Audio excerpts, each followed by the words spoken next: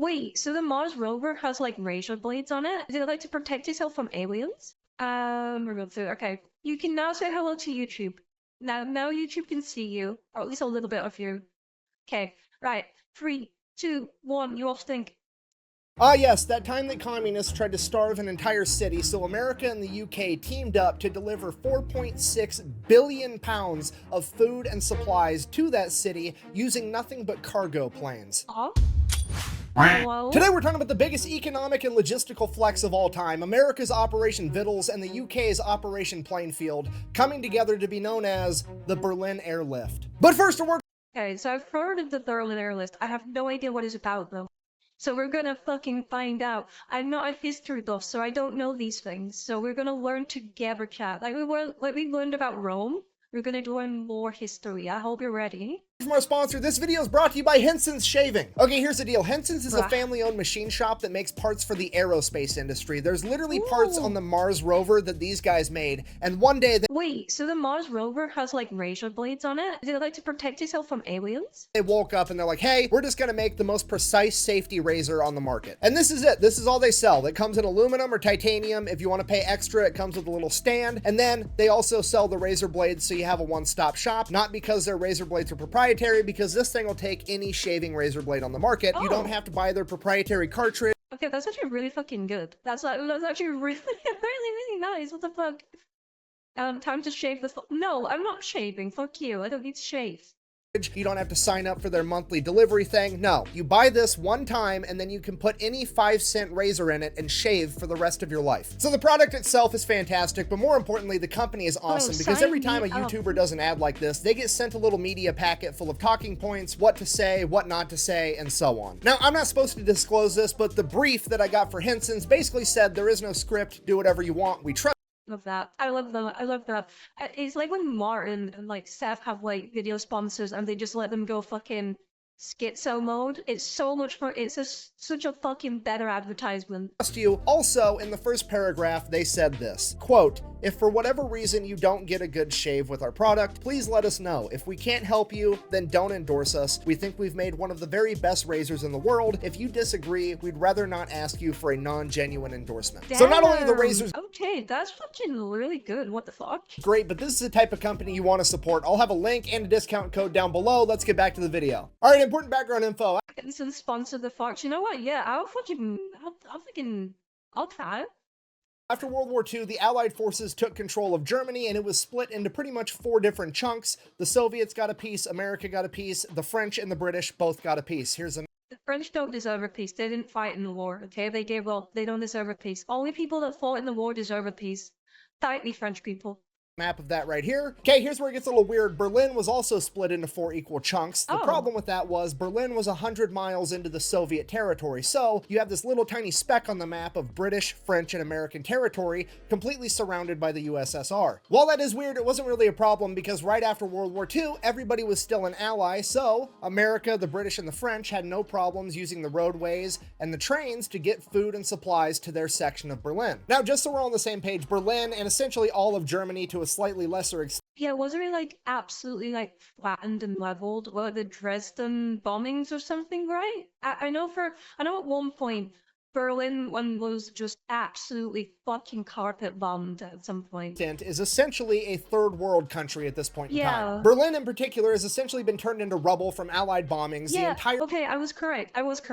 German economy is in the toilet, and all of the German people are not getting a lot of sympathy from the global community because, well, they kind of started it. Now, with the Allied forces in control of Germany, it is their job and their responsibility to help take care of the German people. Yes, because we were the better side. We were the better side in the war. Now, the Western powers, America, Great Britain, and France, they're all on the same page. They all have the same game plan. They want to go in, render aid in the short term to the German people, then in the long term, help prop up their economy, get them back on their own feet, and then they can leave. The USSR, on the other hand, aka the communists, absolutely hate. Oh god, here we go. How are the communists gonna fuck it up, chat?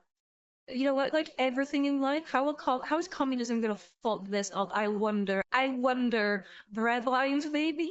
Hate that idea. The last thing a bunch of communists want is people being able to take care of themselves, so they step in and they're like, no, absolutely not. We're gonna build a communist utopia out of this place. So, in order to stop There's no such thing as a communist utopia. It's just a gulag of like another word. Also, Resident Figure Thought, welcome in. The Western powers from helping Germany, they decide that they're going to print billions and billions of Reichsmarks, the German currency. They devalue the... Yeah, I was gonna say, like, isn't that like really bad if you just print shit tons of your currency because then it loses all its value? What the fuck? Based immediate fallout. Welcome in, Reverend. Welcome in. I try and be as based as possible. Currency, so there's so much money that it's no longer a store of value. Yeah. To the point that it literally takes a wheelbarrow full of money to buy a loaf of bread. Because of... Sorry, what? Excuse you, what? A wheelbarrow full of money for bread.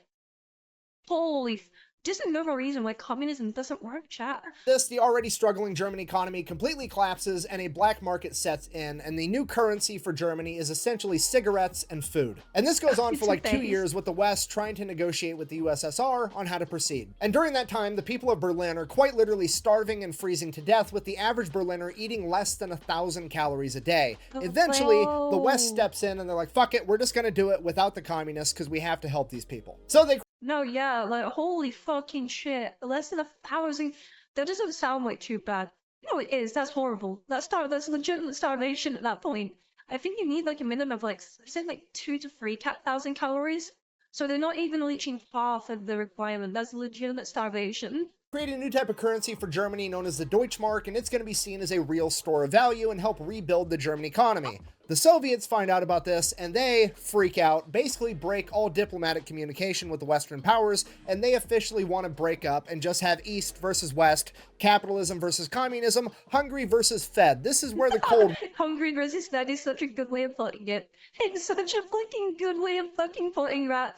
Instead of East versus West, communism versus capitalism, it's the fucking Fed versus the Hungary. There you go. There you go. War really starts kicking off. And the first ideological battleground of the Cold War is going to be Berlin, because remember, it's 100 miles into Soviet territory, and a big chunk of it is still controlled by the Western powers. So the Soviets decide they need to take over that part of Berlin too. They can't have a little speck of capitalism in their communist utopia. Now, yeah, they can't capitalism fucking it up for their freaking people, you know? They can't be, the other side can't be allowed to see what the good things are happening on the other side. Germans before this wholesale artist man took over experienced hyperinflation. People who saved up like 10Ks of their currency, a small fortune, was forced to go back into work. Someone ordered a coffee for 3,000 currency. By the time he went to pay, it was 8,000. They were burning their currency because paper would cost more. Holy shit, bro. For the communists, it's an easy fix. They really don't have to do anything, because the minute the West Berliners see what a communist utopia really looks like, they're gonna... Yeah, no, this is my point. This is like the model equivalent to this has got to be like North Korea versus South Korea, right? The North Koreans might be able to like get glimpses of how good life is in South Korea and go, capitalism. This is what works. I can have food and a house and I can own shit and I can not have to suffer. So like all these like people in the communist side of Berlin must have been like desperate to escape, right? I'm gonna assume like there was a lot of escape attempts. I'm just gonna fucking assume there was so many escape attempts. Willfully and freely denounce capitalism and run over and become communists too, right? Wrong. That's never going to happen, because communism sucks. It's always sucked, and it's always going to suck. Yes, preach. So the communists are going to do what they always do. They are going to basically present West Berlin the option, join or we will attempt to kill you. Because if you don't know, that's the dirty little secret to communism. They always talk about seizing the means of production. What they never bother to tell you is that people are also part of that means of production. Yes, exactly. Narita, hello, Casemiro. There were a lot of people escaping. Oh, I don't doubt that, yeah. I would be one of those people trying to escape. Holy shit, it's better to be dead than be a communist. Let's be real, chat. Means of production, and they will seize you too. So that's exactly what they do. They attempt to seize West Berlin. They blockade it off from the Western powers. They cut off every road, every railway, and every waterway so that the Western powers cannot get West Berlin food or any other supplies. And then they... People support this. This is communism, and people out there today actively support it and say this was a good thing. I don't know how insane and just absolutely brain dead you've got to be to think this is good in any way. Cut off the power to that section of the city, quite literally freezing and starving them to death until they comply. So obviously this is a diplomatic and humanitarian disaster. All the military leadership runs over to President Truman and they're like, hey, what do you want us to do? Basically, we got three options. Option Couldn't they just like go in and just like take it from the Ruskies? Like just, because I'm pretty sure the Russians were like they didn't have a lot. After the war, right, they were like on the back foot, and the Western forces were battered and beaten, but they still had forces. They could probably just like gone in and taken it, right? And Lucas, where do the follow come in? Problem is, World War III, death of a lot of people. Okay, that's a fucking fair point. Okay, that's a fair point, yeah. Because at that point, the Germans were like a neutral, or like the conquered, so we had to protect them because it was our responsibility. Okay, fair point, fair point. No one really wanted more war. Yeah, that's fair, that's fair. Does that you think you follow? Come in. Oh god, no, the Red Army was massive. Oh, I know they were huge, but like I'm pretty sure they were like very outdone, right? Like compared to like the West, like we had better technology, but they had more men. And I'm pretty sure they had numbers over us, but we were better equipped. And I will take a force that is better equipped over a large number of forces. A, we can start rolling tanks in and kick off World War III right now. Option B, we can just leave the Berlin people there to So he basically just clarified what you guys were all saying, like, we could roll tanks in and start World War III. die. Okay. And option C, we can try to fly in as much food and supplies as possible, but getting enough to feed an entire city is basically going to be impossible. What do you want to do? Now, obviously, I'm paraphrasing a little, but Truman basically said, we're America, we don't start world wars, we just finish them. Also, hell yeah, America. Sorry? Oh, don't be sorry, you're fine, huh? You didn't do anything wrong, you got nothing to apologize for. And I quote, we stay in Berlin, period, which narrows it down to one single option. They are going to fly in enough food and enough supplies to try to feed all of West Berlin. Here's the catch.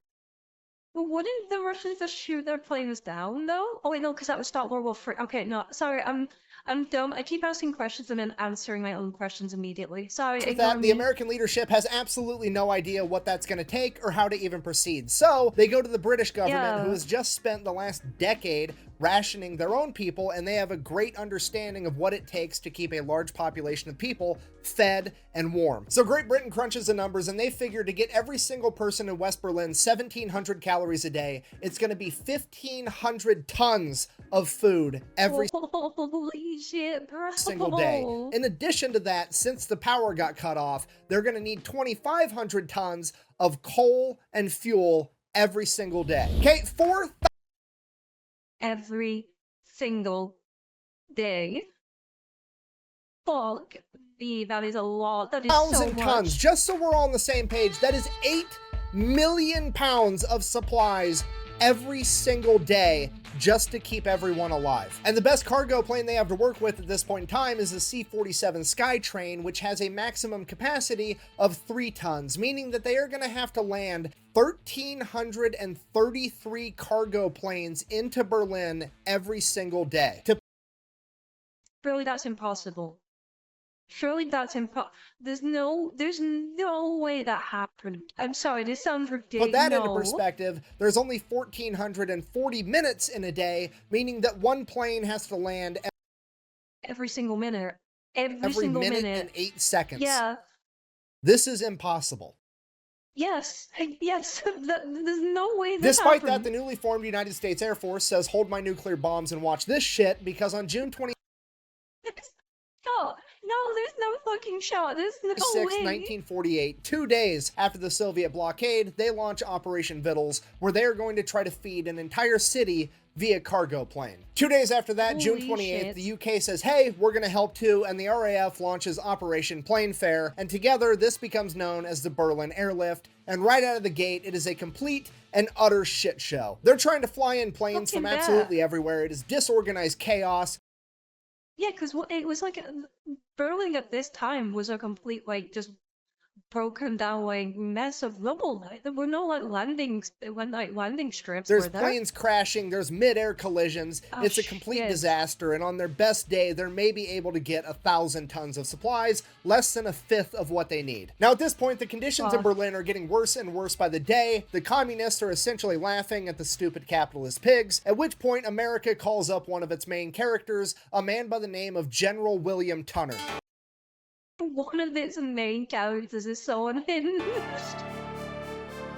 Alright, this is a guy that coordinated all the logistics of getting supplies into China during World War II when they had to fly over the Himalayas. If anybody can unfuck this situation, it's gonna be him. And that's exactly what he does. So General Tunner comes in and he's like, here's the deal. We're gonna fly these planes like we're conducting an orchestra. There's 3 air channels to Berlin. The 2 on the outside are gonna be planes going to Berlin, and the one in the middle is gonna be planes leaving Berlin. For the 2 air channels going That's fucking smart, so there's no more mid-air collisions. Okay, that's okay. into Berlin, we're gonna launch 1 plane every 3 minutes all day, every single day, and those planes are gonna fly at 5 separate altitudes, staggering every single time to give them just enough time to land. The Germans on the receiving end of this are like, we're literally starving to death, we gotta help out the Americans and the British with this, so they show up and they start unloading the cargo planes for them, and they get so good at unloading these planes that they can unload all 3 tons of cargo in under 7 minutes and help get the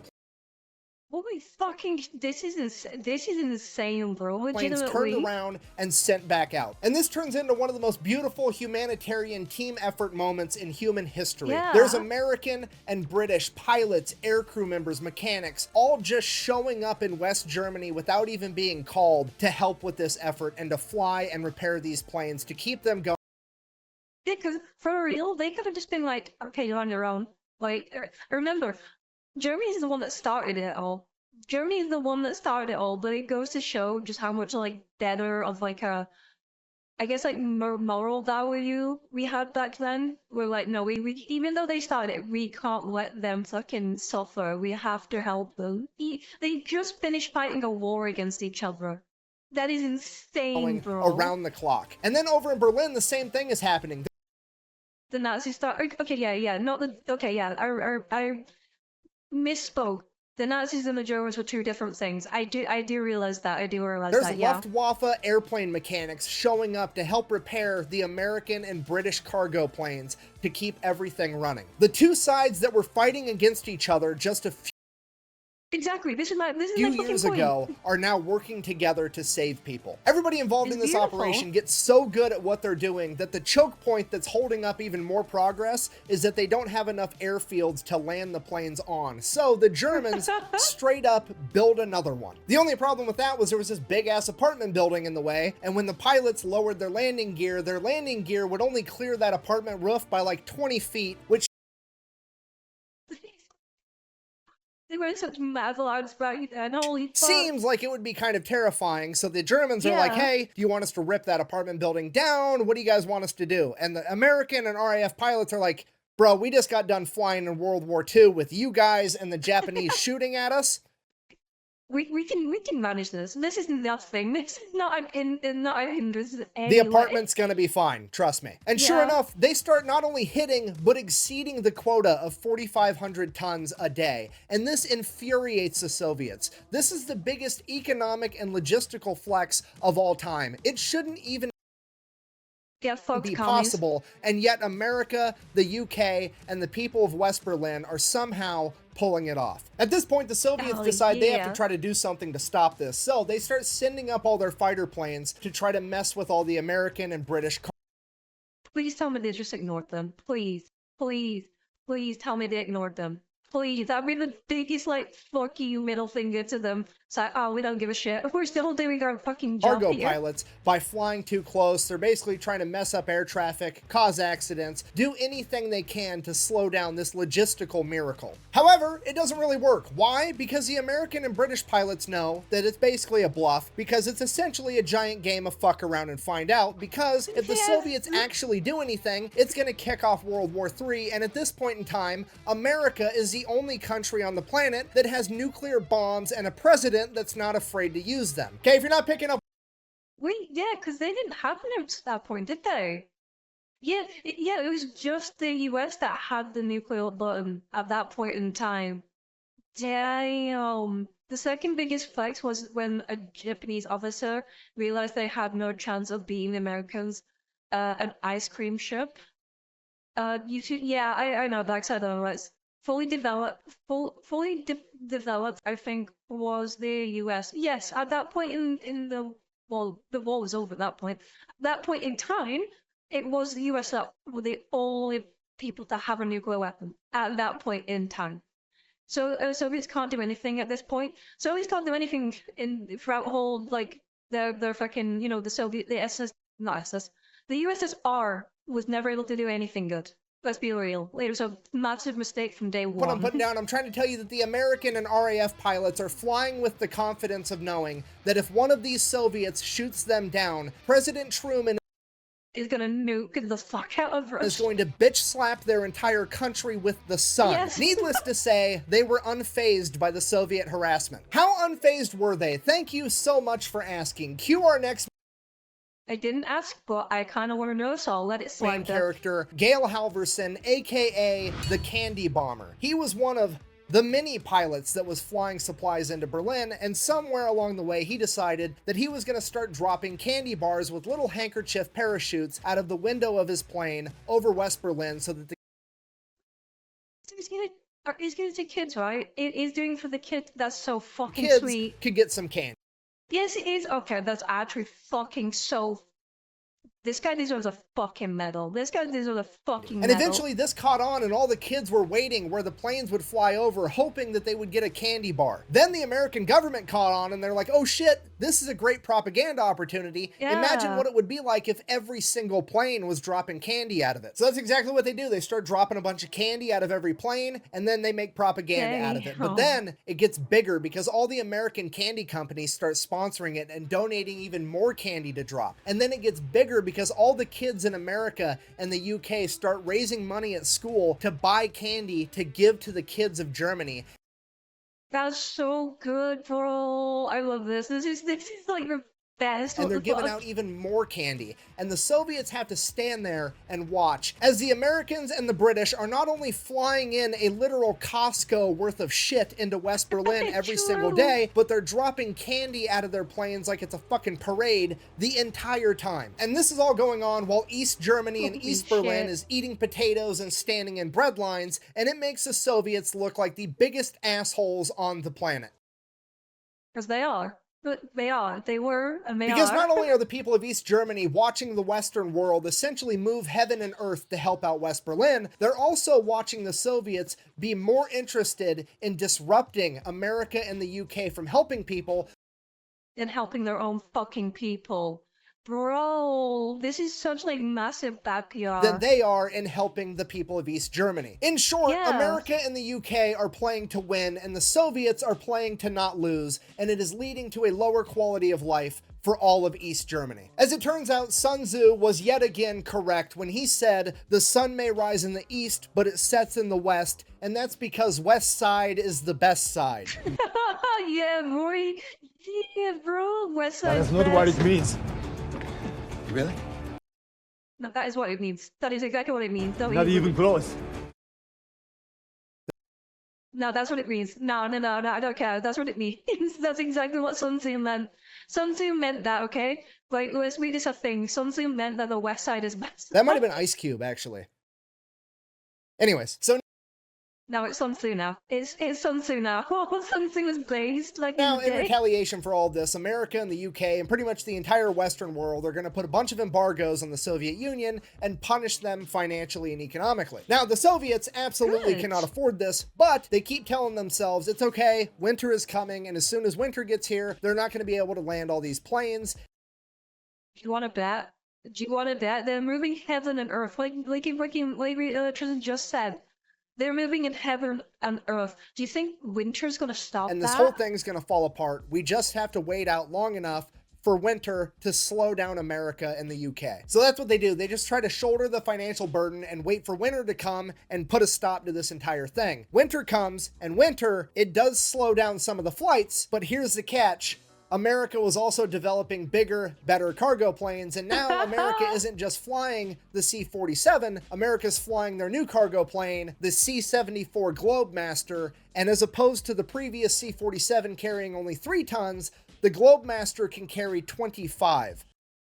Holy shit. Okay, you're fucked. You're fucked, Soviets. You're fucked, So despite the commies. fact that weather can sometimes delay flights, America and the UK continue to improve and increase the amount of supplies that they are delivering daily. And by Easter Sunday, Damn. 1949, they would break their own record, landing 1,383 planes in a single day, delivering 13,000 tons of supplies, which is 26 million pounds, which obviously is like 11.8 million kilograms, or roughly 87 blue whales. Yeah, the United States Air Force and the RAF shipped 87 blue whales worth of crap into West Berlin in a single day, and Great ass fucking Poland numbers, because bro. of this, it becomes very apparent to the Soviet Union that America can and will keep this shit up forever if they have to, and they are Yeah. finally forced to give up the blockade because they cannot shoulder the financial burden anymore, and that would come down on May 12th, 1949. And with the roads and railways to West Berlin finally open once again,